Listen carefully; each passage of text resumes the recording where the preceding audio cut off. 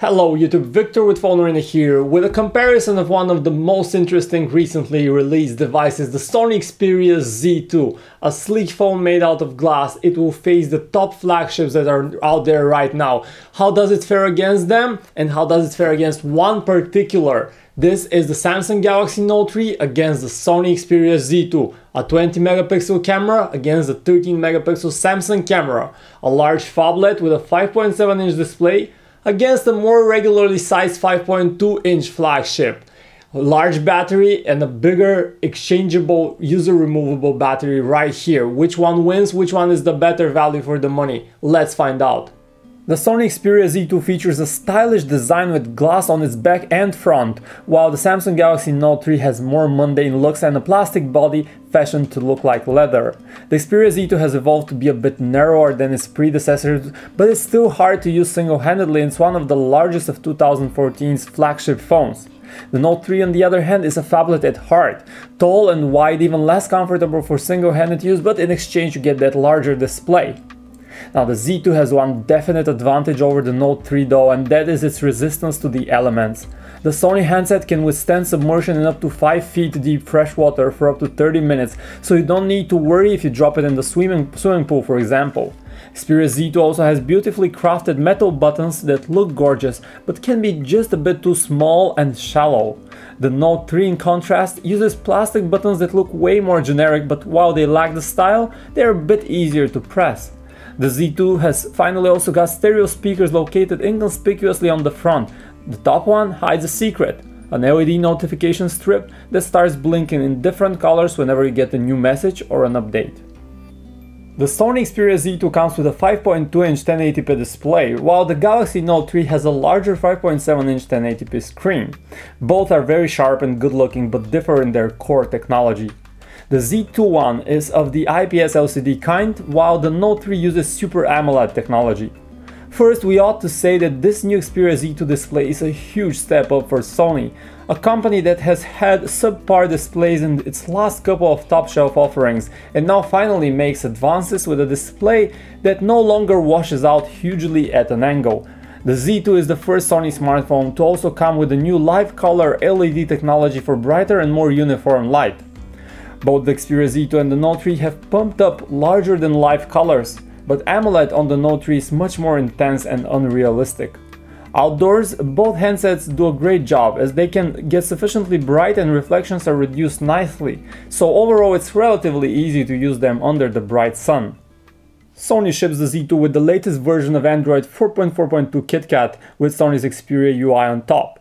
The Note 3 on its part has been updated to KitKat in some parts of the world and on many carriers, but unfortunately our version is still running on the dated Android 4.2 Jelly Bean. While in terms of Android versions the two phones are not that far apart, the actual difference in UI is huge. Sony's Xperia UI is a clean skin with a commendably uniform design language with modern iconography, all things that leave a feeling of an all Sony Android experience. Samsung's TouchWiz on the other hand has this cartoonish visual style that often contradicts the pure Google aesthetic within some apps. On the flip side, Samsung's Skin also enables some capabilities that the Xperia Z2 simply cannot match. Multi-window mode, for instance, allows you to split the screen in two and use two apps at the same time. The Z2 only has the option to pop up new small app windows on top of what you're already doing, but no such rich multitasking features. We should not forget that the Note 3 also comes with an S Pen stylus tucked right inside, ready for your note-taking and stickman drawing adventures with the help of the bundled-in S Note application. The Z2 does not feature a stylus, nor does it have those features that artists might appreciate. For OS and most basic functions, the two phones are equally capable. The virtual keyboards on the two phones differ in their looks and style, but the experience is almost identical. Buttons are well spaced and typing is fast and easy on the large displays. Sony's Xperia Z2 has pumped up silicon muscle. It sports the latest and most powerful Snapdragon 801 quad-core system chip running at 2.3 GHz and a whopping 3 GB of RAM. The older Galaxy Note 3, however, is not much behind, with a Snapdragon 800 chip running at 2.3 GHz as well, and also sporting the plentiful 3 GB of RAM. In practical terms, both run snappily in daily operations. We're still noticing a slight stutter here and there though, and it's a bit more apparent on the Galaxy Note 3, where TouchWiz seems to still lag in some particular places. Internal storage starts at the more conservative 16 GB on the Xperia Z2, while the Note 3 gets double that with 32 GB on board. Luckily, both phones support expandable storage and you can augment your memory via microSD cards of up to 128 GB. The actual browsing experience is excellent on both devices. Pages load and render quickly, and scrolling around and zooming in and out is lag-free. In terms of connectivity, the Xperia Z2 and Note 3 are similarly capable, as both feature 4G LTE with download speeds of up to 150 megabits per second. Other connectivity options include dual-channel Wi-Fi, GPS and NFC on board of both. It's worth saying that the Samsung Galaxy Note 3 also has an infrared blaster built in, and you can use this as a remote control for your TV or other electronics. That's a nice convenience. The Xperia Z2 does not have such an option. The Xperia Z2 comes with a 20 megapixel camera, while the Galaxy Note 3 sports a 13 megapixel main shooter. The Xperia Z2 can brag about having the largest sensor of any Android phone. It's nearly 30% bigger than the one on the Note 3. As for the optics, the Z2 features a wide 27mm G lens with f2.0 aperture, while the Note 3 sports a slower f2.2 lens with narrower focal length of 31mm. It's worth pointing out though that in the default superior auto mode, the Sony Xperia Z2 processes the 20 megapixel images to come up with a cleaner looking 8 megapixel shot. You can still capture full 20 megapixel pictures, but they come without the processing benefit and are generally less pleasing. Now, for the images, the Z2 captures photos with consistently great vivid colors, rich detail and reasonable levels of noise outside. It is not perfect though. It tends to have softer detail around the edges of the image, burn the white sometimes, and there are some artifacts in the pictures. The Note 3 on its part has less consistency in colors, sometimes skewing towards the yellow but a bit more pronounced detail. On the plus side, both have a very snappy autofocus.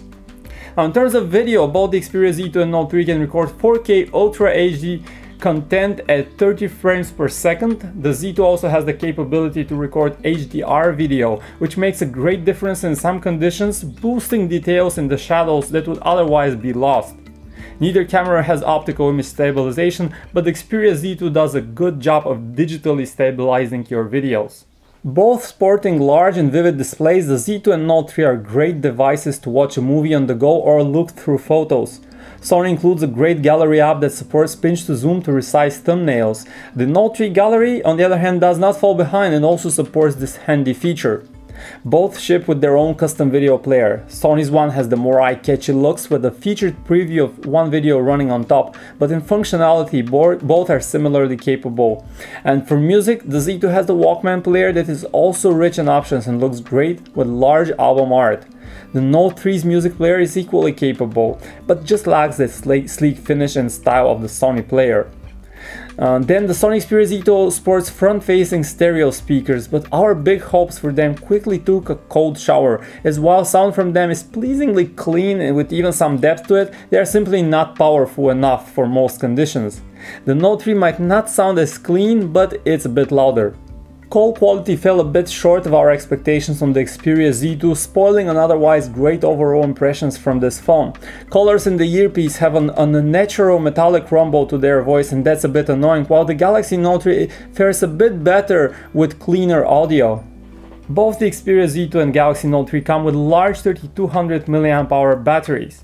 What about the actual battery life? Well, it turns out that the Xperia Z2 ranks on the top of our charts with an impressive battery life, and it would easily last you a full day and in some cases even 2 days. Now, the Galaxy Note 3 was already a good performer, but simply it's not as good as the Xperia Z2, so you can expect it to last a full day, but maybe not much more.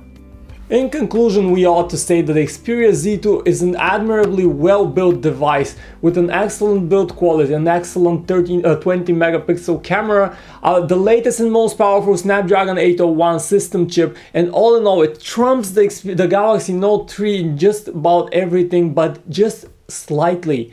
Where the difference comes though is in prices. The Samsung Galaxy Note 3 can be had for a much lower price of around 450 euro or US dollars depending on where you live, and that's nearly a third less than the current price of the Xperia Z2. And that's a big argument if you want to save the money, and the difference is really not that huge. Then the Galaxy Note 3 is a great value for the money. If you don't care about that much about how much you spend on a handset though, the Xperia Z2 is a slightly better in almost every regard, except for the slightly smaller screen. For deeper comparison, make sure to go to phonearena.com. Thanks for watching.